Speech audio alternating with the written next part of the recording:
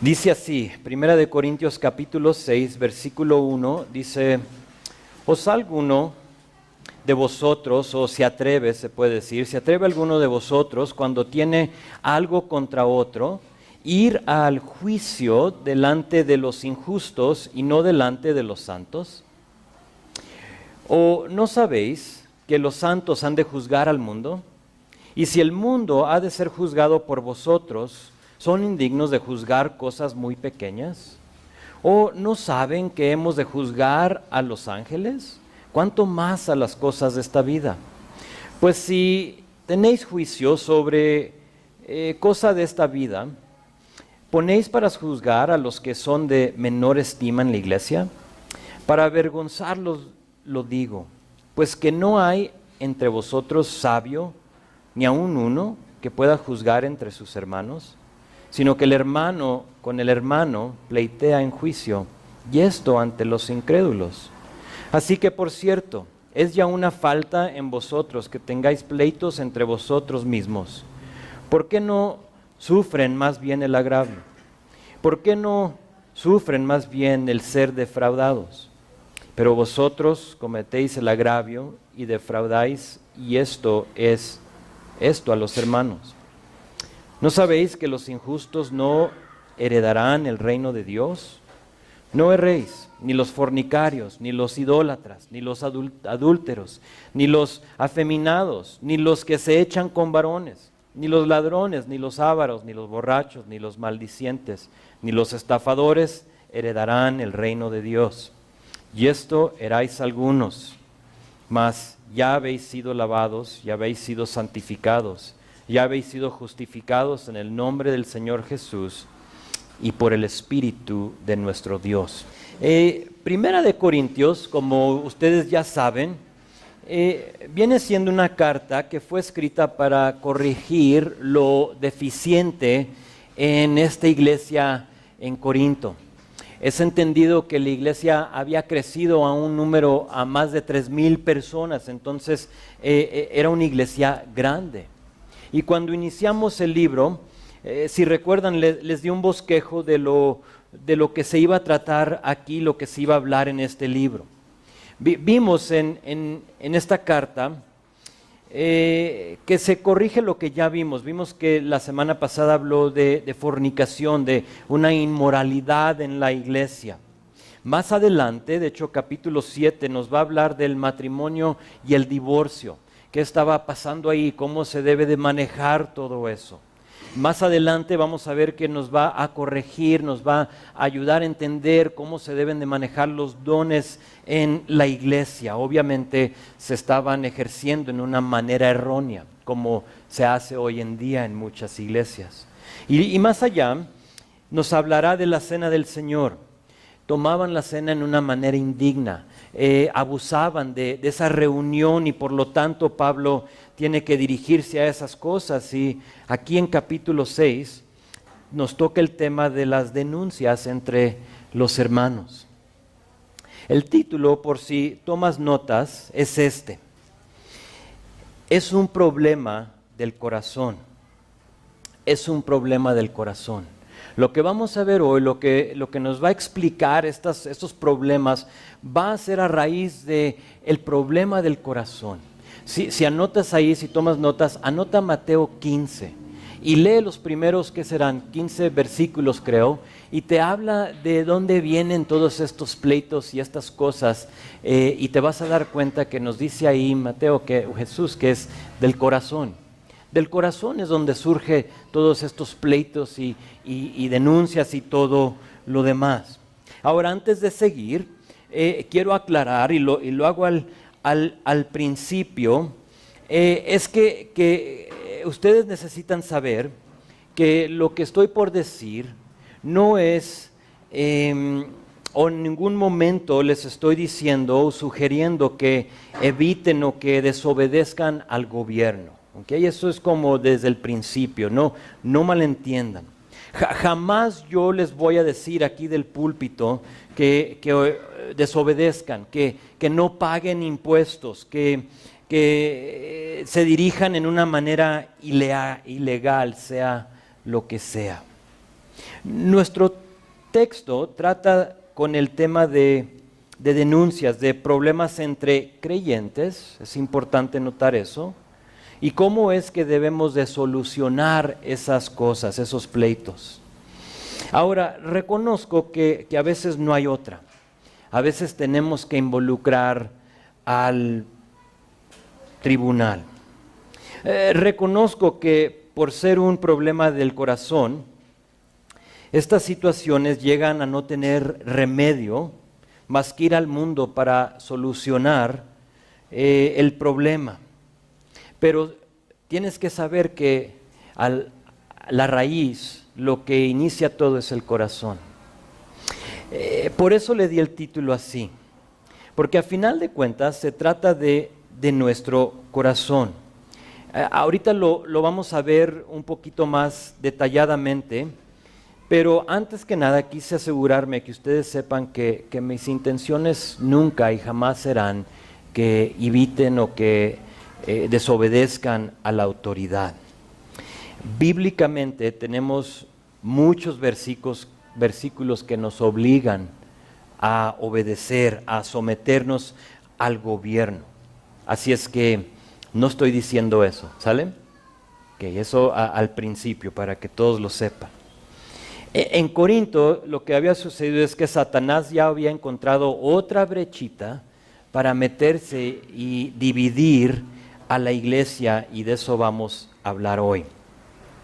Hoy no dividí el texto en diferentes divisiones, lo vamos a ver en su totalidad y empezamos con verso 1. Vean conmigo, dice: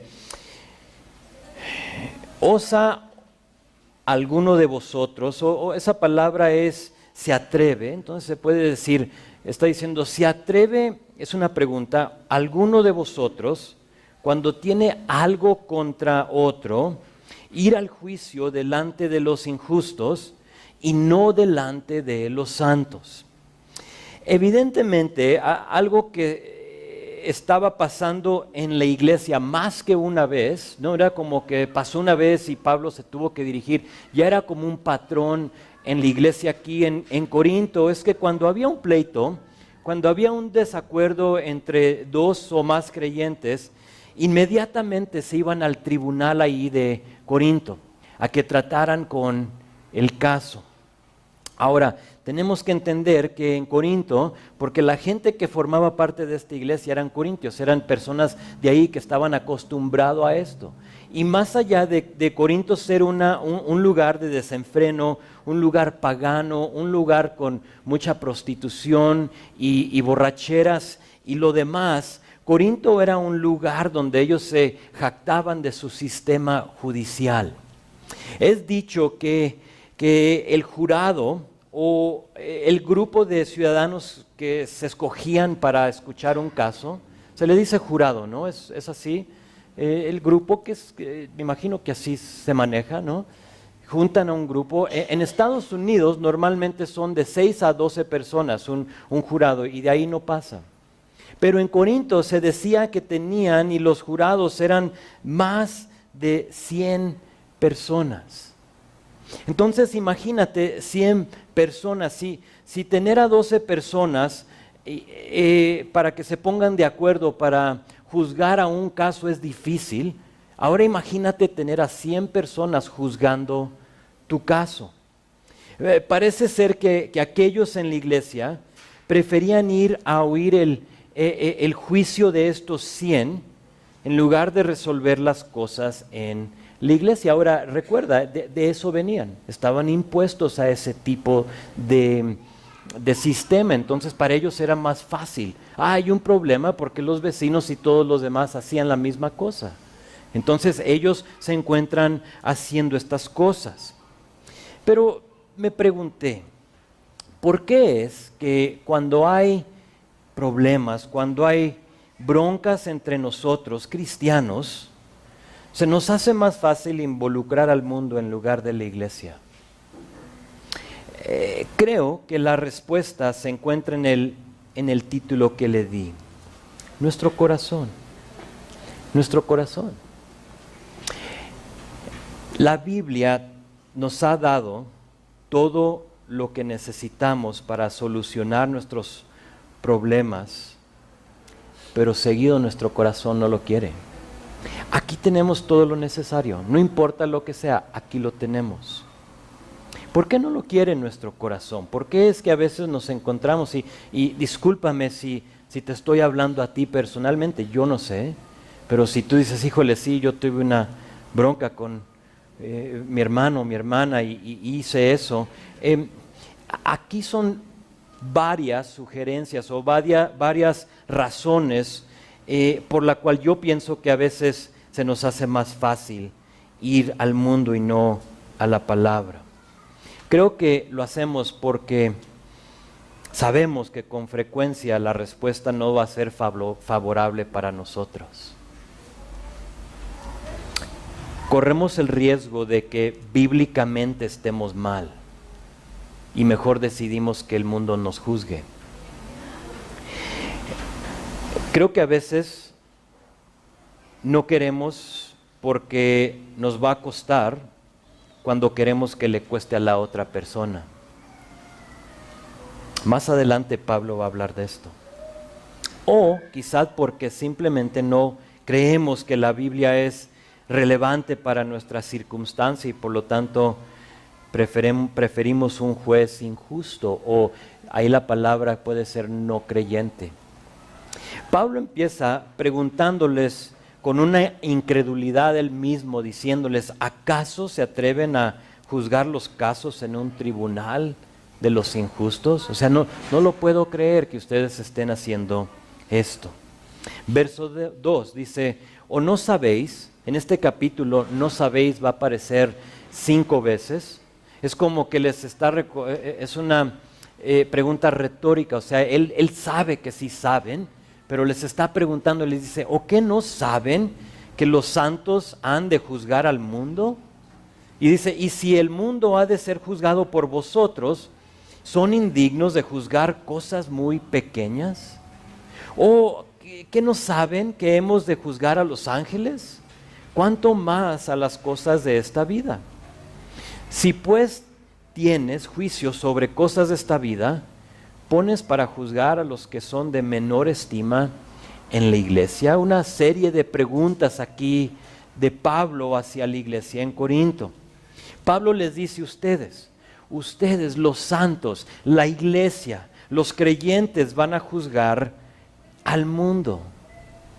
Y si eso es verdad, ¿a poco son indignos? Dice, o la palabra ahí indignos puede ser no aptos de juzgar cosas pequeñas o cosas terrenales.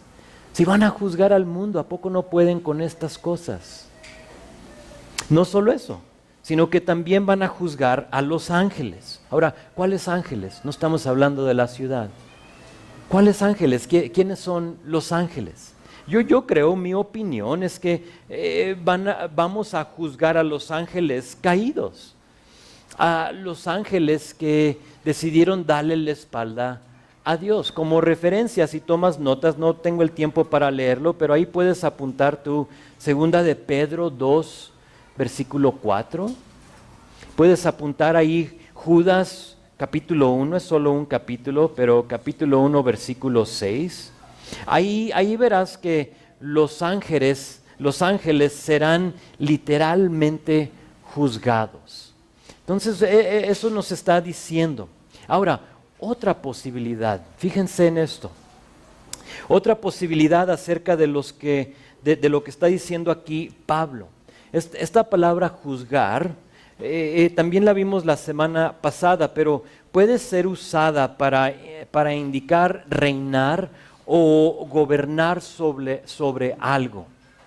Entonces es posible que Pablo también les está preguntando, ¿por qué van al injusto o al incrédulo a ser juzgado cuando ustedes mismos van a gobernar y van a juzgar al mundo y a los ángeles? ¿A poco no son aptos ustedes para juzgar entre ustedes en cosas terrenales?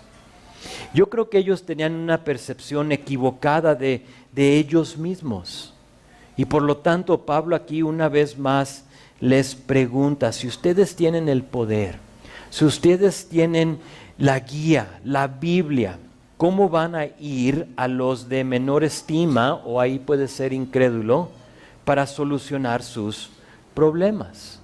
Verso 5 dice, para avergonzarlos lo digo. No sé si notas, pero aquí Pablo se está quitando los guantes y está diciendo las cosas como deben de ser dichas. Y a veces nos habla un poco fuerte aquí Pablo. Y les dice aquí, lo digo para avergonzarlos. Dice, pues, ¿qué no hay entre vosotros sabio? Ni aun uno que pueda juzgar entre sus hermanos. Dice, sino que el hermano con el hermano pleitea en juicio. Y esto ante de los incrédulos. Pablo aquí, no sé si notaste, es como que cambia el enfoque del testimonio en la iglesia, o sea, dentro de ustedes. Estaba hablando de cómo es que entre ustedes no pueden tener el buen testimonio para juzgarse, a ahora el testimonio fuera de la iglesia. Dice, sino que hermano contra el hermano pleitea en juicio. Y fíjate, y esto ante los incrédulos. Ellos los están viendo. Ellos se están fijando en esto. A final de cuentas, cuando uno no puede solucionar las cosas entre hermanos, venimos siendo un mal testimonio ante el no creyente. Ellos mismos se fijan en uno y están diciendo, ¿y ustedes qué onda? Son igual que nosotros. Ahora, antes de seguir, quizás preguntas. ¿Cómo debemos solucionar los asuntos entre cristianos? Porque es una buena pregunta. Hablo de esto, lo habla Pablo, pero ¿cómo debemos pues hacer las cosas? Primero tengo que decir que lo que voy a opinar es entre cristianos. Estamos hablando entre dos o más cristianos, ¿ok? No estamos hablando del mundo. Lo digo porque si tú, como creyente, cometes un delito, ¿ok? Una felonía, algo fuerte, no vas a tener ninguna otra opción más que lidiar con el incrédulo. Vas a tener que presentarte delante de las autoridades. Por ejemplo, si tú atropellas a alguien por andar conduciendo embriagado, tendrás que presentarte delante del municipio, el estado o quien sea. Ahí no puedes tú acudir a la iglesia. No puedes decir, no, yo prefiero, soy cristiano, entonces prefiero que la iglesia mejor me juzgue. No se vale. No puedes. Cometiste un delito. Tu situación requiere que te presentes delante del tribunal del mundo. ¿Sí están conmigo? Pero entre dos o más cristianos, lo ideal es que la iglesia sirva como mediador, como la que les puede ayudar a solucionar el caso. ¿Sabes? Es algo que es extinto en la iglesia. No se ve muy seguido. Pero la iglesia debe de estar dispuesta a ayudar a dos personas en una manera bíblica. Ok, hay un problema. ¿Qué pasó? Vamos a sentarnos, vamos a ver lo que dice la palabra y vamos a aplicarlo a la situación. Si nos llamamos cristianos y decimos que deseamos ser guiados y dirigidos por Dios, entonces la palabra tiene que ser la solución para todos nuestros problemas.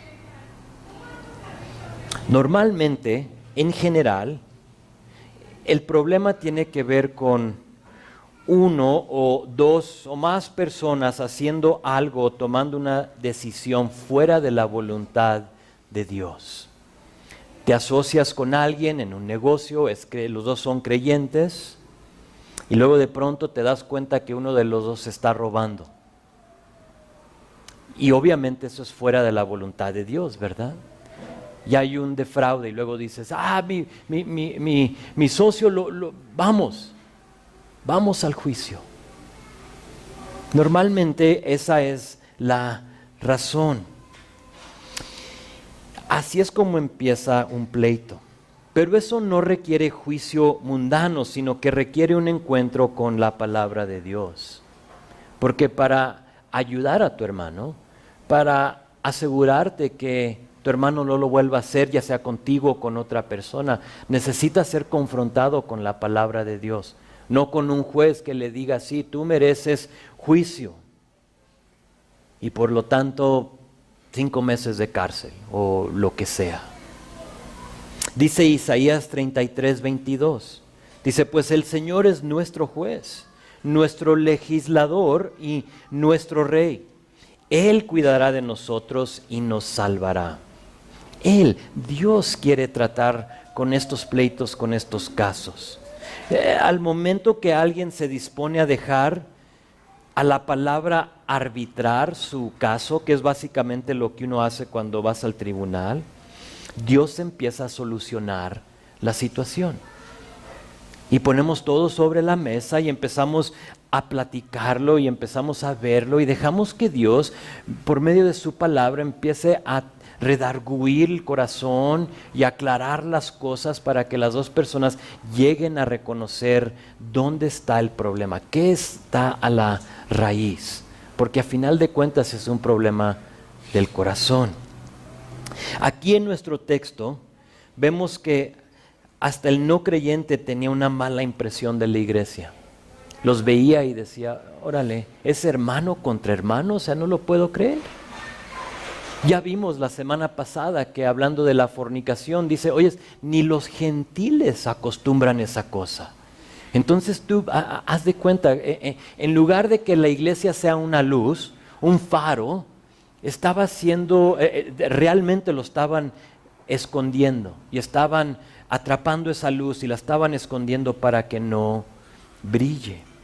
El mundo era testigo de que estos pleitos no deberían de haber salido fuera de la iglesia y dicen, ¿no pueden solucionar las cosas entre ustedes?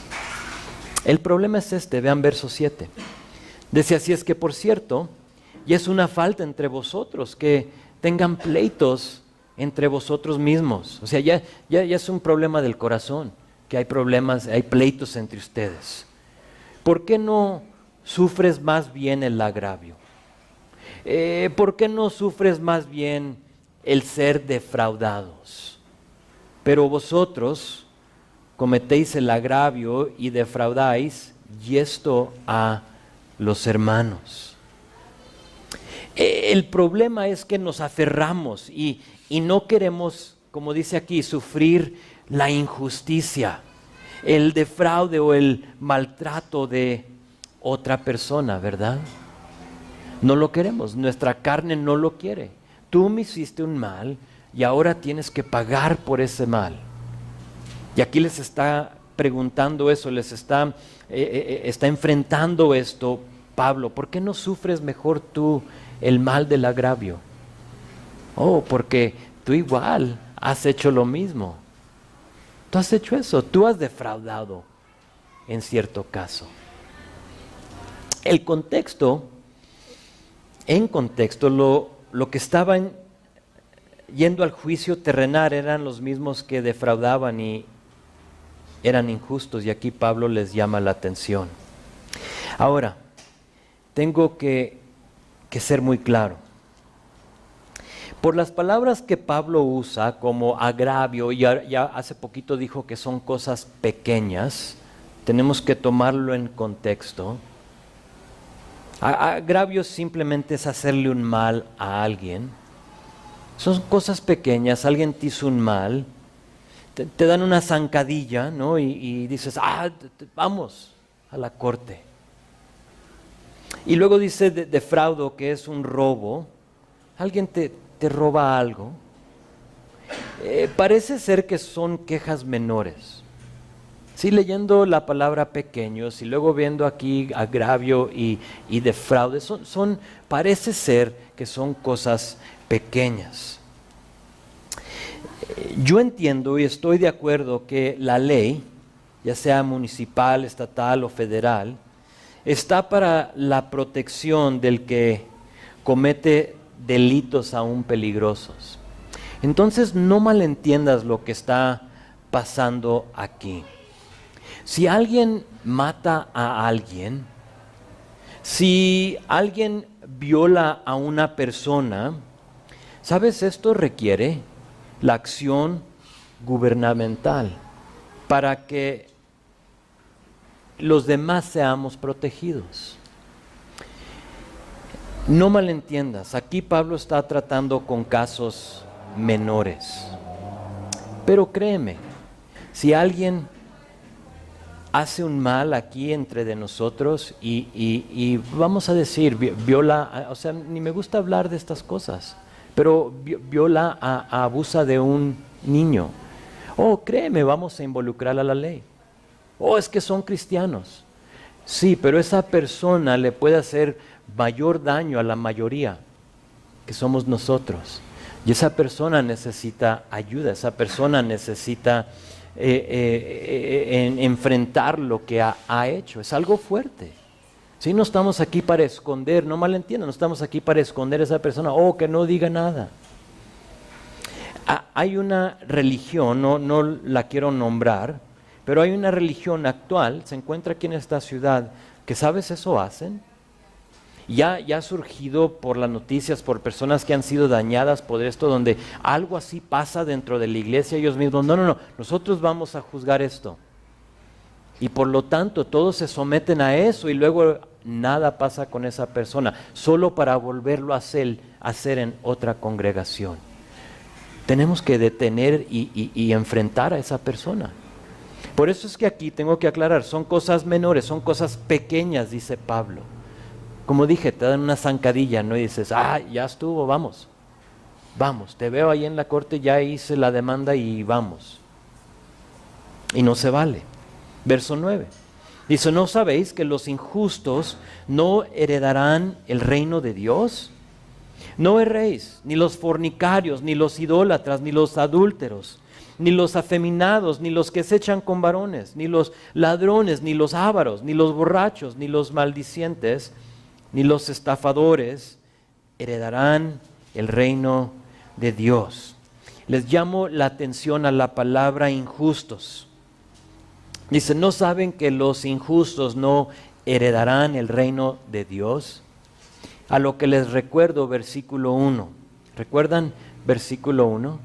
Dice, ¿se atreve alguno de vosotros cuando tiene algo contra otro ir al juicio delante de los injustos?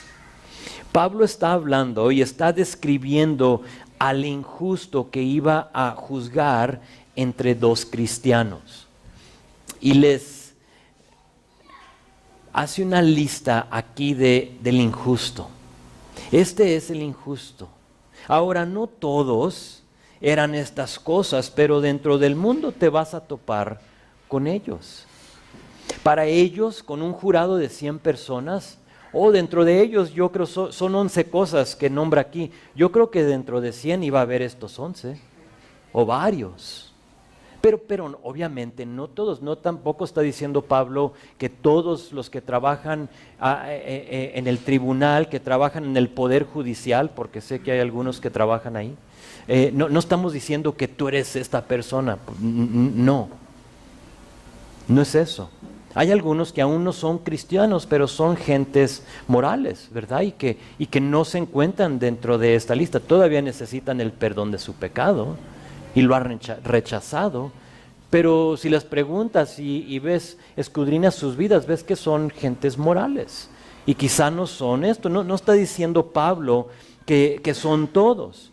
La pregunta a ellos es esta: ¿quieres que alguien juzgue tu caso que no tiene ninguna reverencia o temor a Dios? Es el punto que está haciendo aquí Pablo. Estos son los injustos y Pablo da una lista semi exhaustiva porque no es todo, o sea, el injusto va más allá de estas cosas, pero esta lista es de las personas que han decidido darle la espalda a Dios por no aceptar a Jesucristo.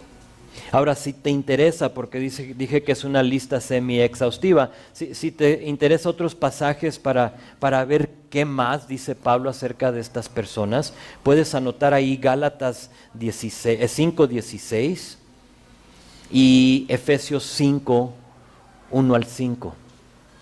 Entonces Gálatas 5:16 a 21, es fácil, Gálatas 5, Efesios 5. Y ahí vas a poder ver y va a nombrar más descripciones de los injustos, porque la lista es más grande, son más. Clave, dice aquí, el que no hereda es el que no se arrepiente y pide perdón de Dios. Ese es el que no va a heredar el reino de Dios. ¿Quién? El que no se arrepienta. El que no pide perdón, el que no le da la espalda a el pecado. En cada pasaje que describe a este tipo de persona, te dice qué hagas para heredar el reino de Dios. Dios nunca nos deja sin la respuesta. Dios jamás nos va a dejar colgando. Jamás te va a decir cuál es tu problema y te dice, ay, arréglatela tú. Él siempre nos da la respuesta, y en estos casos, como ejemplo, para decirnos cuál es el socorro, en Gálatas 5, ahí donde te dice de 16 a 21 cuáles son estas personas que no van a heredar el reino, te nombra este tipo de vida y luego te da la respuesta. Te lo leo, versículo 22, dice, mas el fruto del Espíritu es amor, gozo, paz, paciencia, benignidad, bondad, fe, mansedumbre, templanza. Contra tales cosas no hay ley. Y luego dice, pero los que son de Cristo han crucificado la carne con sus pasiones y sus deseos. La respuesta es crucificar la carne. En Efesios 6 también, o 5, discúlpame, ahí donde enumera estas cosas, te dice en verso 15, mirad pues con diligencia cómo andas. Entonces te nombra estas cosas, las personas que no van a heredar el reino de Dios, y luego te dice, mirad pues con diligencia cómo andas, no como necios, sino como sabios, aprovechando bien el tiempo, porque los días son malos. Luego en verso 17 dice, por tanto, no sean insensatos, sino entendidos de cuál sea la voluntad de Dios.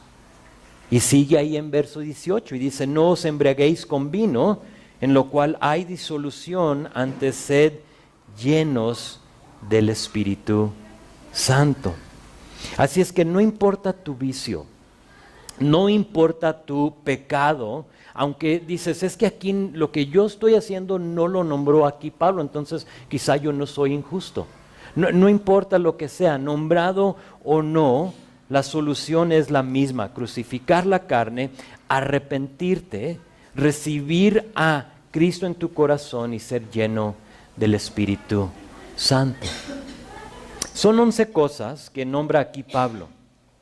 Y para que no haya confusión, quiero definir cada una de estas cosas. Lo hacemos rápido. Injustos. Empieza con injustos. Dice aquí en verso 9, dice, ¿no sabéis que los injustos no heredarán el reino de Dios? Y luego dice, ni y los demás. El injusto es el que ha violado la justicia, el que defrauda a los demás. El fornicario, diferente uso de la palabra a capítulo 5, versículo 1, lo que vimos en la semana pasada. Aquí esta palabra no es porneo, de donde sacamos nuestra palabra porno o pornografía. Aquí la palabra es parnos, viene de la misma palabra, pero es parnos, que es un hombre que prostituye su cuerpo. Discúlpame. Entonces los fornicarios, ese hombre que andaba prostituyéndose. Y dices tú, oye, aquí como que no se ve. En Corintios se veía. Ahí estaba lleno de eso. Entonces por eso él les está dando estas definiciones. Idólatras es simplemente un adorador a dioses falsos. Adúlteros. Interesante, la palabra es alguien que es infiel a su matrimonio. Pero metafóricamente habla de uno que es infiel hacia Dios. Un adúltero es alguien que ha sido infiel a Dios. ¿Sabes? Esa palabra solo se usa 4 veces en todo el Nuevo Testamento. Adúltero, alguien que ha sido infiel a Dios. Afeminados, la palabra literal es, ahí les va, suave al tocar. Suave al tocar, pero habla de la homosexualidad. Hombres afeminados. Y ahí viene, pues tú ya sabes. Los que se echan con varones. Es un sodomita, es un homosexual. Y de nuevo, esto era lo común. Muchos habían sido rescatados de ese estilo de vida, entonces les está recordando. ¿Quieren de veras ir a él? O sea, Dios, Jesús colgó en la cruz por ti, tú ya lo recibiste, ya recibiste ese perdón y ahora quieres regresar a que esa persona te juzgue. No se vale.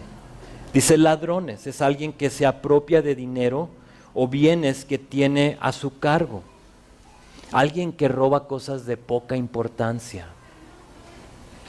Ávaros, es uno ansioso por tener más. Ese es un avaro, o sea, anda ansioso, quiero más, especialmente lo que le pertenece a otros. Porque tú puedes querer más, o sea, realmente eso no es malo. Si tú quieres más, quieres lo mejor para tu familia, está bien.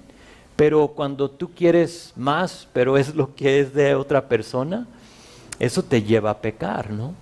Donde ahora tú estás dispuesto a hacer lo que sea por codiciar lo que otra persona tiene. Ese es un avaro. Borracho, intoxicado o embriagado, que tiene un hábito de eso, ¿sí? Alguien que no que dices, híjole, me emborraché una vez, sino que es tu patrón en tu vida, está diciendo. Maldicientes, es un calumniador, es el que acusa falsamente contra alguien con la intención de causarle daño o perjudicarle. Ese es un maldiciente, un calumniador. Voy a decir algo para causarle daño. Para a ver cómo le hacemos que tú ves que va alguien ascendiendo donde trabajas, ¿no? Y a ellos le dan el puesto nuevo y le han dado aumento y todo lo demás, y eso te molesta a ti ¿dónde? En tu corazón, ¿no? Dices, no me gusta. Y por lo tanto empiezas a acusar a esta persona para que caiga. Y luego estafadores. Alguien que tiene, fíjate, apetito ansioso para extorsionar. Alguien inclinado al robo o rapiña. Ese es el estafador. Y obviamente, como dije, no todos en este sistema judicial de Corinto eran estas cosas, pero creo que la mayoría sí. Había la mayoría de estas personas dentro de eso, y Pablo les describe a estas personas para hacerles la pregunta: ¿quieres que ellos juzguen tu caso? A lo que ellos, yo creo, decidieron, pues no. En contexto, Pablo les abre los ojos para despertarlos. O sea, vean lo que está pasando, para hacerles ver que los pleitos, los problemas pequeños entre cristianos se podían solucionar sin la necesidad de ir al no creyente. No tienes que ir al tribunal, siempre y cuando los dos partidos estaban dispuestos.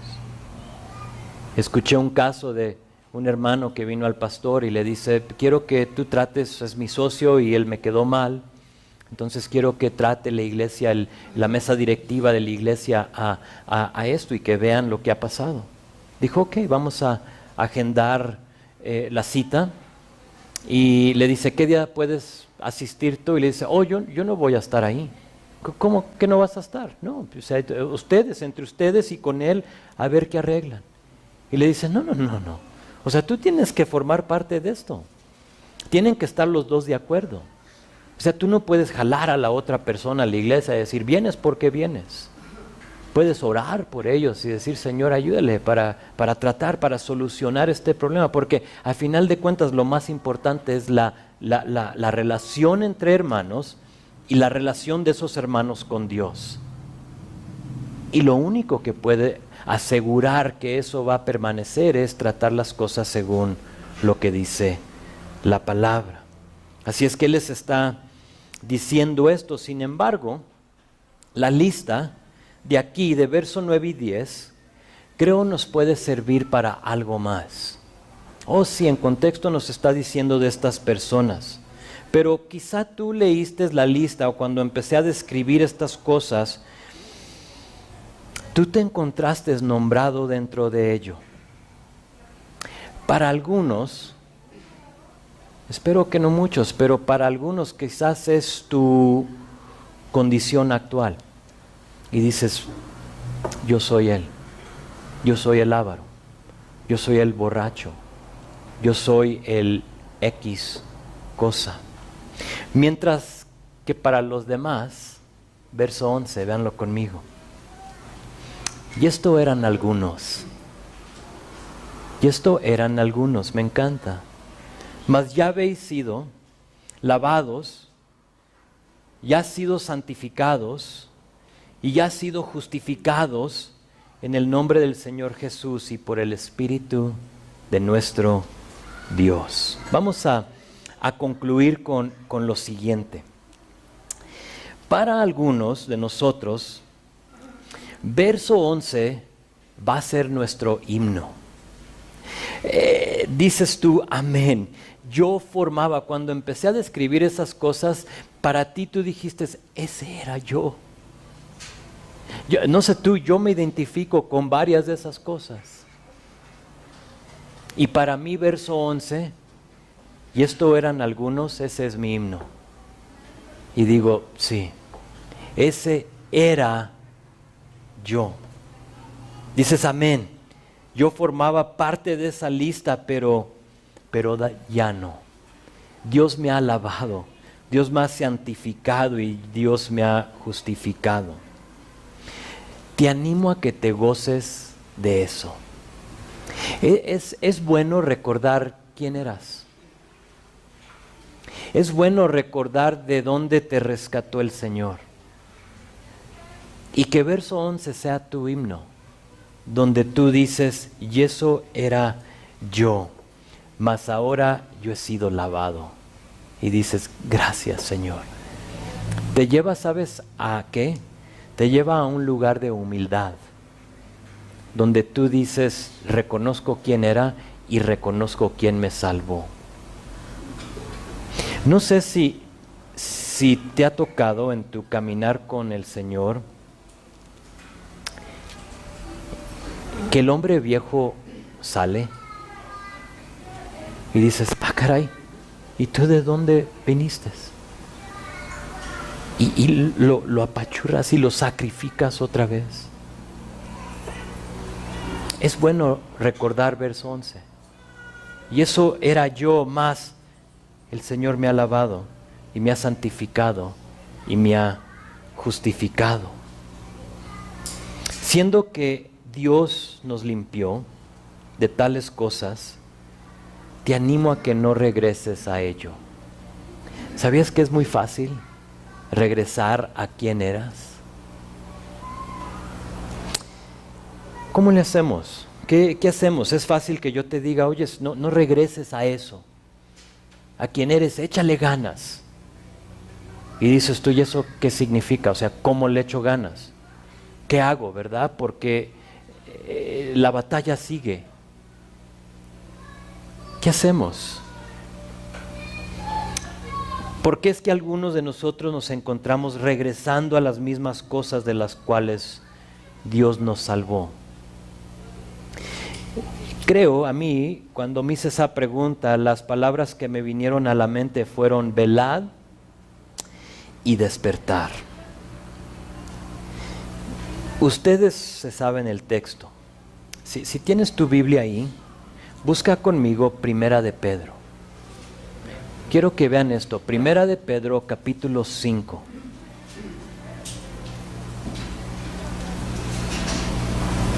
Esto es clave. Primera de Pedro, capítulo 5. Busca ahí conmigo versículo 8.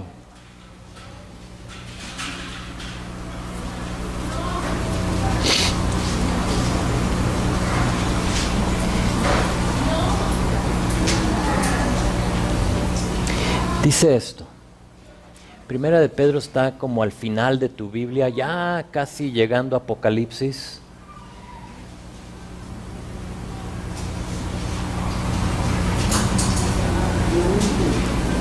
Dice esto, verso 8, fíjate bien.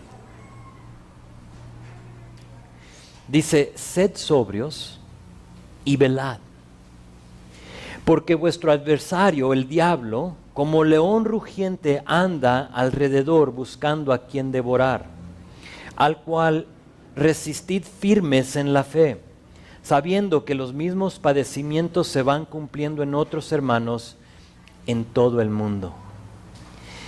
Pablo es muy claro en este primer capítulo de Primera de Pedro que le estaba hablando a los creyentes.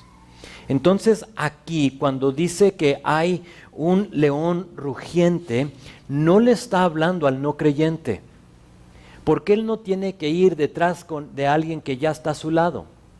El no creyente no está corriendo, no se está alejando, no le ha dado la espalda al enemigo, por lo tanto él no tiene por qué devorárselo, ya se lo devoró. ¿Estás conmigo?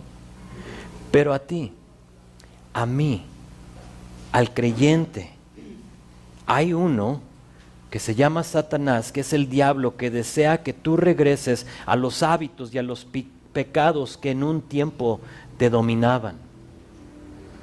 Él quiere que tú regreses. Él quiere que yo caiga en esas mismas cosas, los tropiezos de antes. Y si tú y yo no velamos y reconocemos que este adversario nos quiere devorar, vamos a ser devorados. Entonces la primera cosa es reconocer que hay alguien que te quiere devorar. Ahora, ¿cómo velamos? ¿Cómo le hacemos para velar y para mantenernos despiertos? Pensé en dos cosas. La primera es esta: compañerismo. Esa palabra velad significa prestar atención estricta o estar activo. Lo contrario, lo opuesto a eso sería indolencia. Sí, sería pereza, donde te duermes, donde no le echas ganas. Cuando dice velad, esa palabra indica que va a requerir un esfuerzo de tu parte. Entonces lo que les voy a decir requiere un esfuerzo de tu parte, no es como solo decirlo, pues quiero velar, pero es todo. Y la primera es compañerismo. Compañerismo, ¿cómo velar? ¿Cómo no caer? ¿Cómo no ser devorado por el enemigo? Es compañerismo, no dejar de congregarte. Proponer en tu corazón estar aquí. Venir siempre y cuando puedas los miércoles. Ven si puedes. Oh, estoy muy cansado.